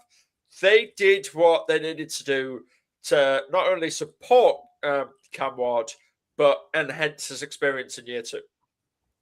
And that, I think, is not something that every team did for their rookie or like their starting QB. So Carnell Tate as the wide receiver, we talked a lot about whether it was him or Jordan Tyson. I'm pretty sure we might mention Jordan Tyson later on. Somebody might be overly happy about Jordan Tyson. But yeah, there were a lot of like really good stuff that they did. Carnell Tate's that. I really like Kendrell Falk. I talked about it there. I really like him. I think he's a really good pickup. He is a massive for them. And then Anthony Hill Jr., linebacker as well, is a really good pickup. Really good pickup. That was a real big steal of the draft as well. So they've added 2 real key parts on their defense that are day 1 starters. And then Carnell Tate is that wide receiver 1 that we kind of always thought, is Calvin Ridley a wide receiver 1? He doesn't need to be anymore because he can be that wide receiver 2 because you've got Carnell Tate. I really like their draft. I really liked it. And it's also Singleton was the backup, wasn't he? Yeah. It's the bizarrest thing that he was the RB2 to the RB1 this year. Which really was like wild to me. But I think that was. Oh no, I'm getting confused down here. Who was the running back that went at the end of the first? He went to the Seahawks. Yes. Sorry, yeah, I'm getting confused. Yeah. So there's 2 running backs that went in the first, both from the same team, which was unheard of. But yeah, Singleton, I'd watched some tape on him, not a ton, but what I'd seen, I thought looked really good. And I thought that was going to be someone that I was hoping would come in like 3rd round to my team, to be honest. I was really looking forward to trying to get hold of him, but I think he'll do really well there and he'll get the opportunity as well. I think what needed to be addressed was that you've got this unique relationship with Daboll and Saleh because they've both been head coaches. Yeah. They both know the pressure of this. They both know it. It's similar to in LA with McDaniel and obviously Harbaugh there. They've both been head coaches. They've both been through this. They both know kind of what they want. And it's a symbiotic relationship where they actually did both get what they wanted. Yeah. Like, they didn't have a blocking tight end last year. Oh, look, Kanak's there. They don't have an RB2 that can immediately make an impact. Singleton, oh, great. Saleh, I want some defensive players that can make this team rush the passer and be very good against some high-tier offenses because we were down a lot last year. Oh, okay. Here's Hill Jr. and Falk. Great. That really works out for you. Oh, what's the big thing that we don't have? Oh, another explosive weapon for our QB, who is the guy. We've decided he's the guy. All right, yeah, great. Let's get Carnell Tate. The Titans did really well, and I think they're going to surprise a lot of people this year. I said in the big draft spectacular annual draft spectacular. Sorry, I should say. Thank you. I said that they would go 500 and probably like find a way to stay 500 even in an odd number of games per year. I stick with that. I think they will go at least 8-8, if not 9-8. Yeah, I think in that division, and they would probably say for themselves. It'd be interesting to know if the Cardinals had picked Reese, would they have gone Tate, or would they have gone as everybody else thought and gone RB? because if they had, I think they'd have had a worse draft than getting Tate and then Singleton later. I think this is a better setup, but that's tricky whether it's Love or whoever they can get at pick 120 odd. Because if they took Love, then he's the immediate RB1, isn't he? I think Singleton is. I think he's the immediate RB1 for them, for that team. Because I just think they've got a bad room. I think the options that they've now got really is incredible, because their online wasn't even bad, and like the drafting of a guard and a center, who the center won't play center, he'll play guard as well. Yeah. Like the fact that like they've managed to add depth pieces to places they didn't even need is really good, and like they're drafting smart, which is again so different for the Titans. Yeah. Save it for the Dark Horse podcast, which inevitably will probably come around at some point between now and the beginning of the season.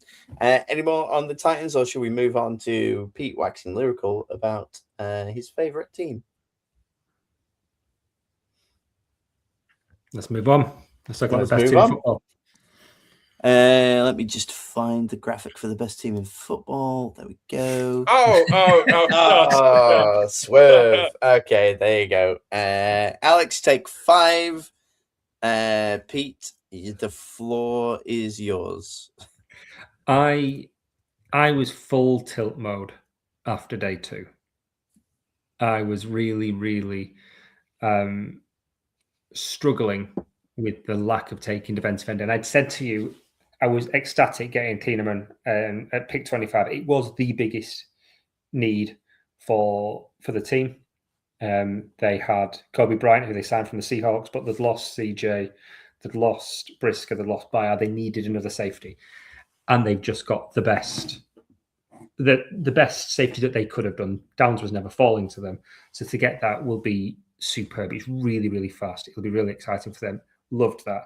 And then after that, I said to you guys, watch, Poles is going to make a trade and move up to get one of these defensive tackles, because there was a real glut of, there's a couple of elite guys and there's a real glut of other guys at kind of late first, early second, up to kind of pick 35, 40.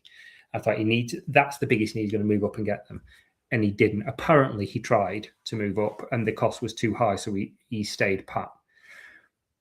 He's drafted good players. Logan Jones is the best center in the draft. He won best offensive lineman, or best interior offensive lineman in the country, got an award for that. He's the best center, which makes sense because Drew Dolman retired and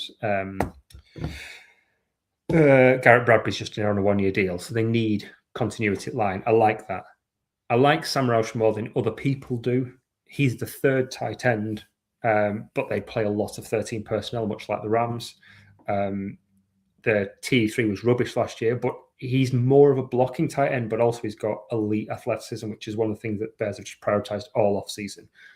They had, by NFL athleticism scores, they were number 1 in the draft. By RAS score, they were second to the Bucs in terms of average athleticism score for each of their players. So he's got that athleticism to break out and make catches, which is important for this team, because if either Kmet or Loveland go down, the game plan completely changes. So being able to have him come in makes a big difference. Xavier Thomas, I really don't like this pick. I really don't. He's lightning quick.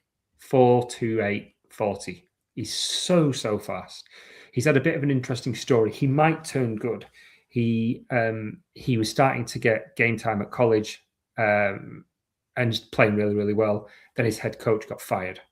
He transferred to LSU, was a backup, then got into the team and was starting to make waves as a first teamer, and then his head coach got fired mid-season. So he's never really had that fair shake. But I still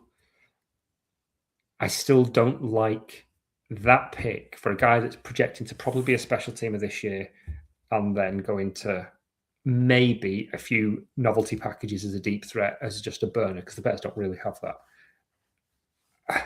I'd rather have packaged both of those thirds, or one of those thirds with the second, to move up and get a defensive end or defensive tackle and just reinforce that line because it's needed. Muhammad, I think, is a superb pick. He will be starting for the Bears before the end of the season. And I like Sean Elliott as well at left tackle. Last one is Jordan Vandenberg, the second, from an athleticism point of view, the second highest scoring defensive tackle of all time. I don't know, Ras got a perfect 10 on his Ras. He's purely an athlete. His technique leaves a lot to be desired, so I don't see him starting anytime soon. But the upside is there if he can be coached well. And we know that Dennis Allen can coach well. And they've all have said all season is speed, speed, speed, speed, speed. So Tielemann's got speed on defense. Mohamed's got speed on defense. Keyshawn's got speed on defense. Vandenberg's got speed on defense. So everything about that is just let's get fast players. So it fits what Johnson wants to do. I think there's good players there. I'm just gutted that we couldn't have, in a team that's just about receivers and defensive tackles, we couldn't have got one. The obvious one to me was, even if you thought it was really expensive to move up for those top guys, Gabe Jackas, the defensive end out of Illinois, flipping Illinois as well, of all the places, he went 3 picks before, I think, Logan Jones, because the Patriots jumped the Bears to go and take him. Like, at that point, that felt like, are we waiting for him to fall to us? It wouldn't have cost much to move up 3 or 4 places just to make sure you go and get your guy and get a good, solid defensive end in the second round. And that was frustrating to me. But it's like that Raiders thing. They missed the most obvious need. Apart from safety, they got that. They missed some needs, but they got good players, I hope. I hope too. And the move to Indy probably help out with some of that.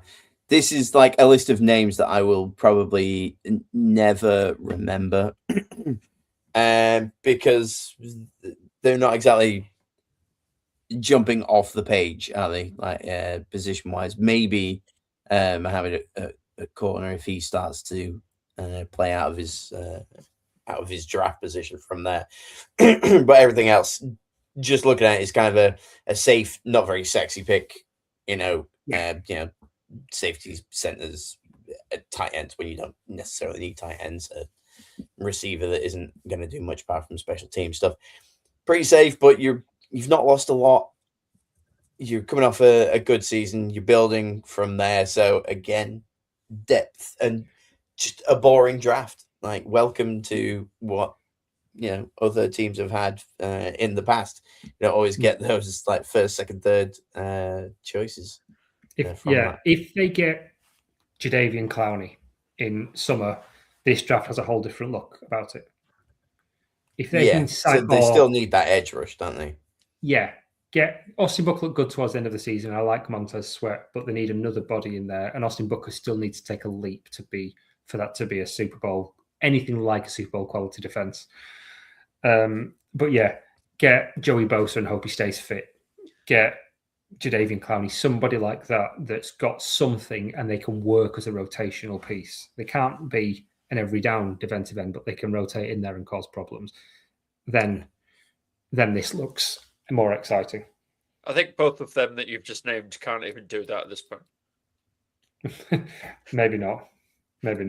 Especially Bosa. Bosa was a shell of himself last season. He wasn't very good. Right. Okay. He was very difference a day makes. Yeah, he was very bad. Just in between it. Sorry, while Pete was on his talk, it's been released that Russell Wilson had a free agent visit with the Jets today. Oh yeah, bring Fields and Wilson back together. All the old Zach Wilson shirts will come straight back out, won't they? Hold on, Alex. Yeah. Alex, why did you not text me? I've got a specific.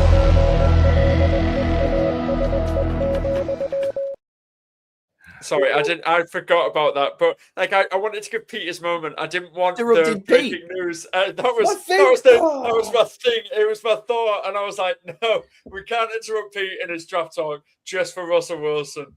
We can. We probably should have done. I'm sorry. The next time that anything Russell Wilson or Jets related comes through, I will interrupt Pete for it. Any breaking news while Pete's talking, thank you. It makes me smile. I do have another one though. Wait. Pete, do you want to just say anything? I'm done.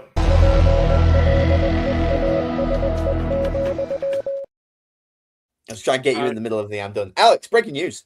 The Chargers have picked up Quentin Johnston's 5th-year option. Wow, big news. But why? The Chargers. Why? Because Mike McDaniels is weird. Mike McDaniels is weird. Oh yeah, there is one other thing in there, which a tiny little bit of this their draft class. A couple of the undrafted free agents they picked up. They picked up the quarterback that was Caleb Williams back up in college, which that was a nice little story. But the Vanilla Gorilla, you saw pictures of him. Caden somebody, the guard. If you saw him, he's got like a mohawk. He looks like he's eaten a man. He looks like a proper. He should be in black and white. He's a terrifying looking human, and he's playing. Amazing. He's been signed on a deal as a guard. So I'm excited. I'm excited to have him on the team. Yeah. Now I'm done.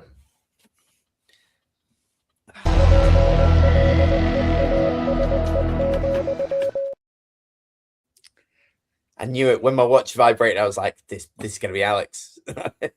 Alex, breaking news. The Patriots are eyeing Mike Tomlin as a replacement for Mike Vrabel. What? Mike Vrabel is, according to sources in the United States, Mike Vrabel might be expected to resign as of next week.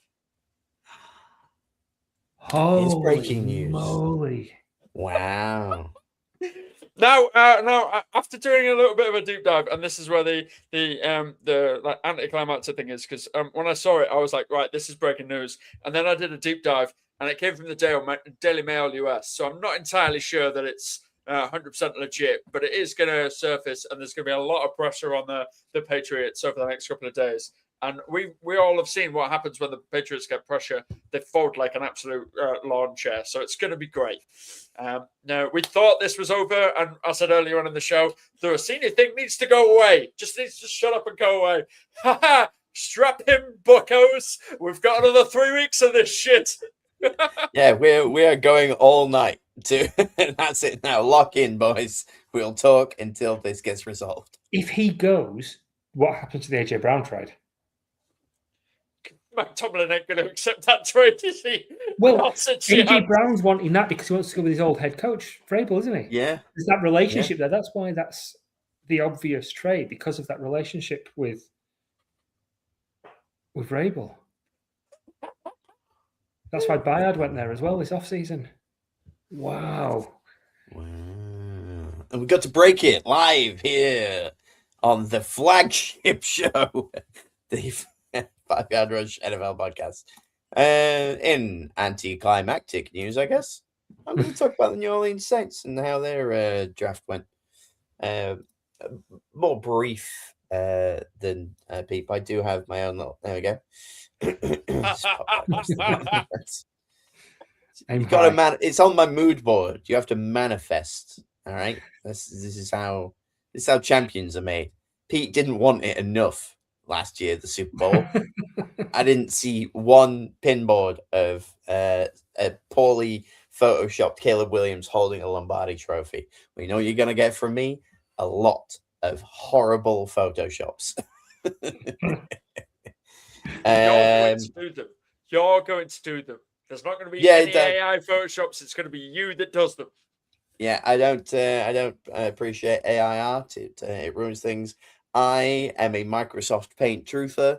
You would be surprised at how good I am at Microsoft Paint. Like I could work for Warner Brothers. Like, man, I used to draw all sorts on Microsoft Paint. That's an off-season pod, isn't it? 100%. I'll just draw it while we're talking. Just see if you can guess who it is as I'm going through. And if they're the right color, that's also the bonus. Nobody ever checked my work. So yeah, really knows. We didn't used to have color pickers back in Windows 3.1. So you just had to go with it. There were only 16 colors, for Christ's sake. The New Orleans Saints, meet the team. One of the nicer graphics, but I think that's because the black and gold makes everything pop. Although it does look a bit like a Madden like MUT team as well. Yeah. Which I've just realized as I've kind of said that. I very rarely get sexy pics as a New Orleans Saints fan. And when I was like angling for the tank this past year, it was kind of disappointed that we ended up doing well and we ended up like picking it a little bit later on. But boy, do we never end up with what some are saying is the best wide receiver in the entire draft. Some being Alex.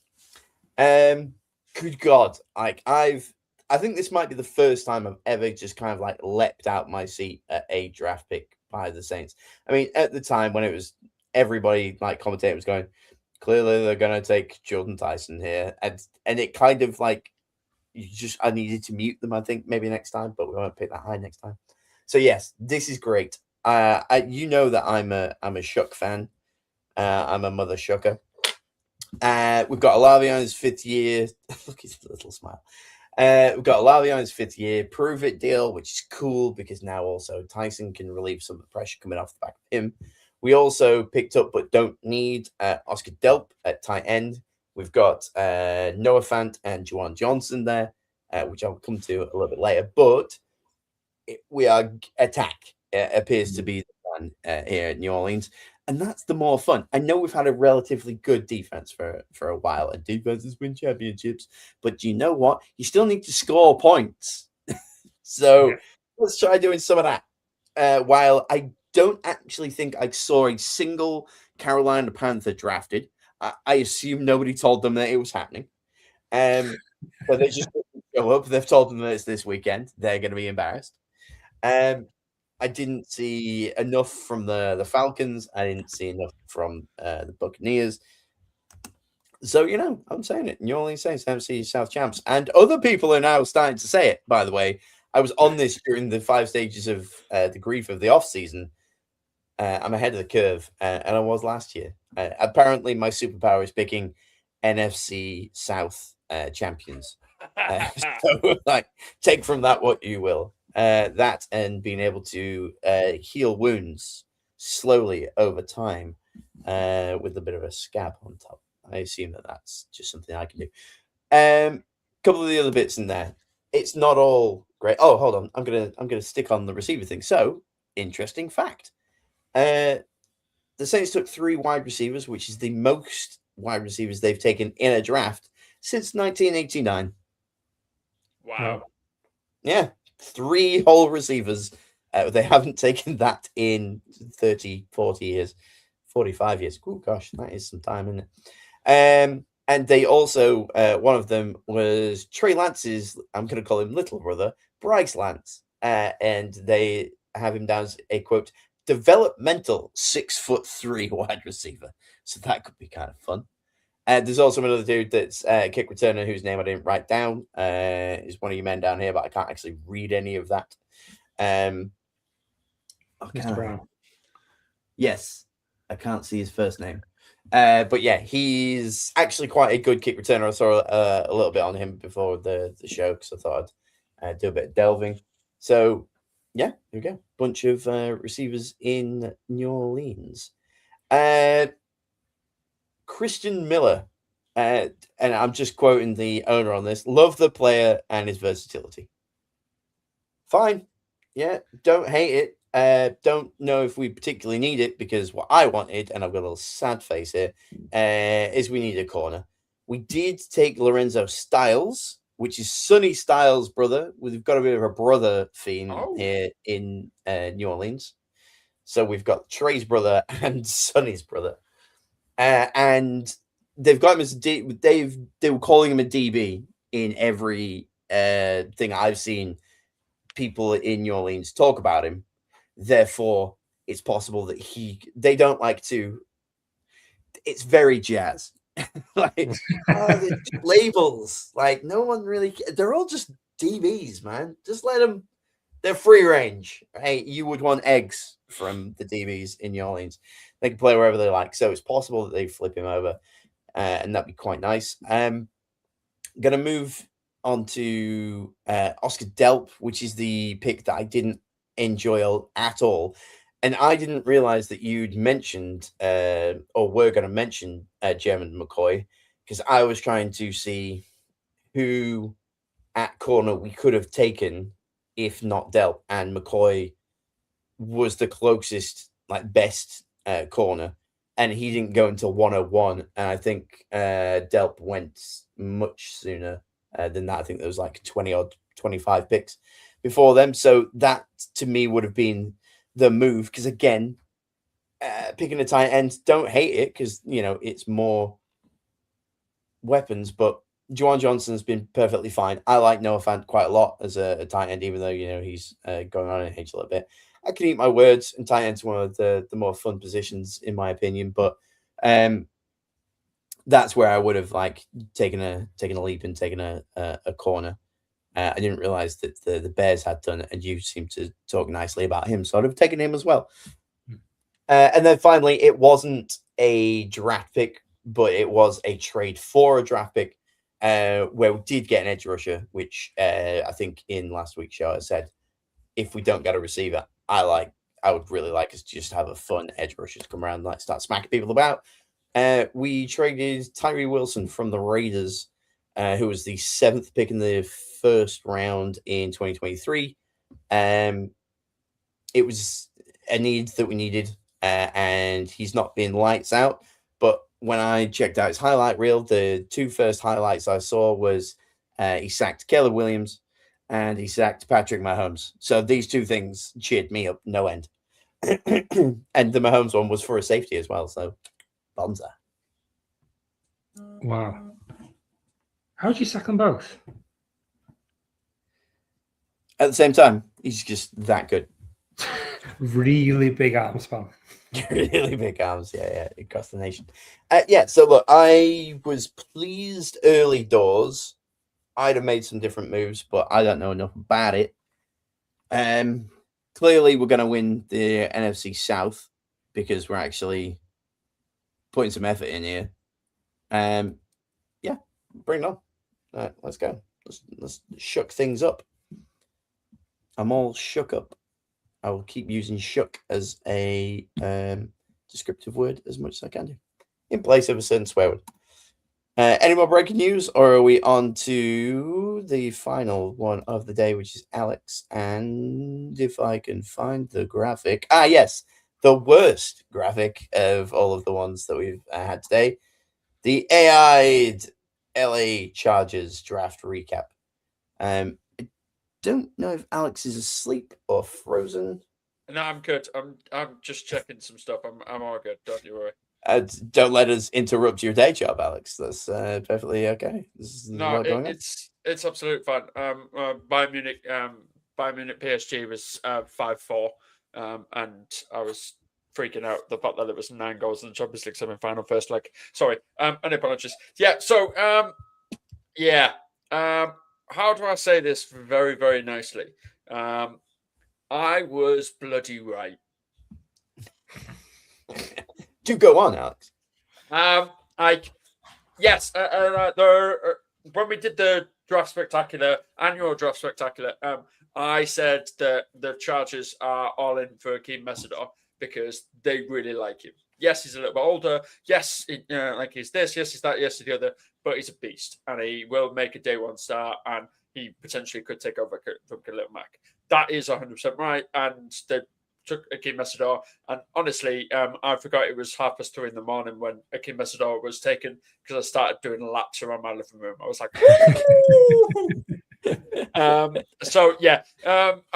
it's genuinely what I really like. But he is just an immediate replacement for Odafe Owe, obviously, who we lost during free agency, and put him with Khalil Mack, and it'll be a lot of upside that's there. It'll be really, really good. And yes, we're obviously losing Minter in the offseason is a big blow, but I still think the defense will be stellar and absolutely great and really, really, really good. Now, the biggest thing that was need in this draft was tackle and guard and the offensive line. And as you might be able to read, but I wouldn't be surprised if you can't because that graphic is awful. Pretty awful. It's pretty bad. The Chargers didn't take 1. They didn't take 2. They took 3. 4 actually. 4 in this because they drafted a center that's Jake Slaughter, but he's not a center. He's a guard. Is he pronounced Jake Slaughter or Jake's Laughter? That's good. That is really good. And it's really good. Jake's Laughter, really, really a lot of divisive opinions about this in the Chargers fandom. Some of them really hate it, and some of them really like it. I'm on the latter of them. I really, really like it. I think there's a lot of upside here. He faced a lot of the top defensive prospects in the draft during his final year of college and won a lot of them battles. He was very good. The other one that needs to be discussed is Travis Burke. Travis Burke was on a lot of people's lists as, oh my God, let's go get him in the later rounds. He's definitely a necessity. We definitely did that, and we got him. And the other cute little story that I will end on is Brennan Thompson, wide receiver. He ran a 4.26. Wow. Can you imagine a 5'9" slot receiver that can run 4.26 in a Mike Macdonald offense? Yeah. Was he the one? There was that video of Mike McDaniels getting really, really excited about picking someone, wasn't there? Was that him? I always say take his shirt off. Yeah, it was Brennan Thompson. Wow. It was Phil Brennan Thompson. God, he just loves speed, doesn't he? He just wants Speedy Gonzalez out on the field, just underlay rebound, that whole thing. It's just a freak. And then the picking up for the Quentin Johnson 5th-year option is nice. I quite like it because I like Quentin Johnson. I just wish he could catch. That would be handy. It would be very handy for a wide receiver. But yes, a lot of people are disagreeing with the Chargers draft. Some people think that they weren't very good. Some people think they absolutely nailed it and are immediate Super Bowl contenders. I'm going somewhere in between, and I'm going that this makes us better. However, I am fully prepared for a major injury to happen week 1 or 2 and everything go absolutely tits up and the entire season be ruined by week 6. Because that's just the Chargers way. God bless him. I think that team with McDaniels there and having Slater and all back, having your tackles back, it makes a difference. I think they could be very exciting next year. Yes, until something goes wrong. Because you look, and I looked for it because I was reading of different journalists that I quite like. One of them is from the Heat the Core podcast of Connor Orr. I really like him. And he had a column in Sports Illustrated basically saying the Chargers are cursed. Here's the reason. And from 2016, there has been a season-ending injury to one or multiple players from the Chargers that have ruined their season. That's 10 years, decade. Boys. That's 10 years. And obviously, last season, we were down to our 6th and 7th tackle options. So that's not really normal for anyone. And if that happens to anyone, it ruins your entire season. And the fact that Justin Herbert was able to remain semi-healthy through that, he earned his MVP vote. The so one, whoever did it, good on him. And he thoroughly deserved it. So, there were a lot of questions about the Chargers. And that's for a later off-season podcast. However, in the draft, they kind of did nail it with the first 3 picks. Messidor, Slaughter, and Thompson are really, really good additions and probably will all start. Yeah. Particularly that wide receiver room. I can't help but think he's going to be starting. Yeah. So gut feeling now, out of our 3 teams, who's most likely to win their divisions out of the Bears, Saints, Chargers? I think it's Saints. I think Saints. Yeah, that's because your division sucks. I think you've got the worst team, but the best chance of winning your division. Because your division doesn't matter, sucks. baby. Tallest midget. Tallest midget. we've got at least, I think everyone in our division could potentially go above 500 this year. Same. Yeah. Everybody did go above 500 last year. Yeah, for you. Nobody went above 500 in my division. Yeah, Perfect. There could be 3 teams in our division that go above 10 wins. Yeah. Same with yours. 10 wins would be nice, Same with yours. but they're not necessary in the NFC South. Yeah. There could be 4 in ours theoretically, but it won't happen. No, I don't think that 4th will. No, I don't think so. I think you've got you 3 definitely, but I don't think the 4th will. No, You don't think Lions get it? No. Wow. Saints more likely to make playoffs than Chargers and Bears, says 5 Yard Rush Podcast.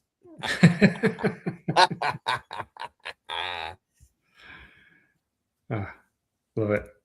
I saw you die a little inside as I cackled there, Pete, and I enjoyed it a lot.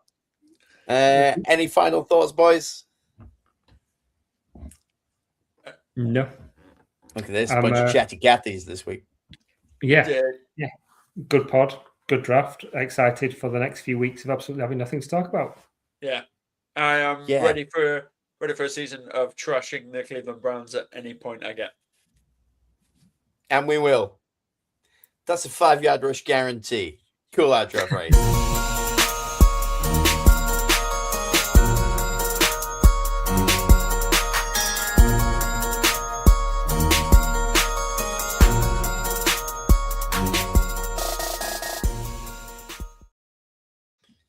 I ran out of time to do a fun thing, so now I just look awkward, and Alex looks like the phone jacker, and I actually like the A-Up Cup. Is the A-Up Cup instead of the Carling Cup now? What are we? The Tuborg Cup, and we're out.